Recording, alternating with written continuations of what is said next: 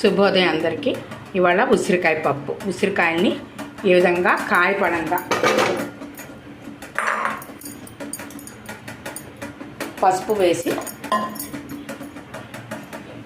నీళ్లు కొంచెం పోసి 3 విజిల్స్ రానివ్వాలి.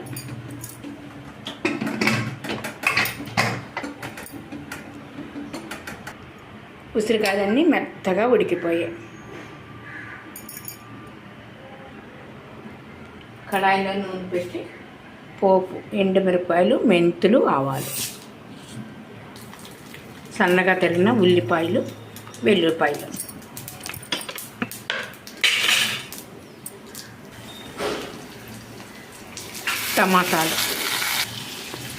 టమాటాలు వేగిపోయాయి. ఇప్పుడు ఉడికిన పప్పు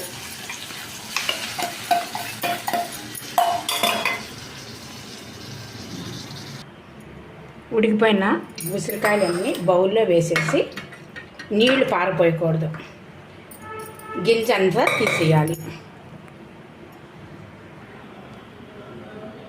ఉసిరికాయ ముక్కలన్నీ ఈ విధంగా గింజ లేకుండా ఆ నీళ్లు పారపోకుండా ఇందులోనే కలిపేసి వేసేయాలి. పసుపు ఆల్రెడీ ఉంది, ఉప్పు వేసేయాలి. తగినంత కొంచెం ఇంగువ, తగినంత ఉప్పు,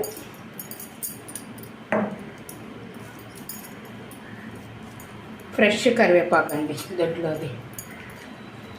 గుమ్మగుమ్మలాడే ఉసిరికాయ పప్పు.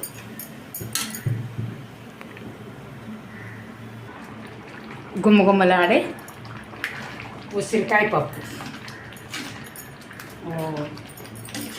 చాలా బాగుంది చూడడానికి.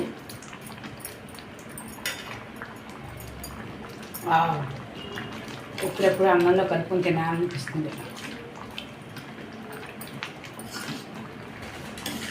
ఉసిరికాయలు ఆరోగ్యానికి చాలా మంచిదండి.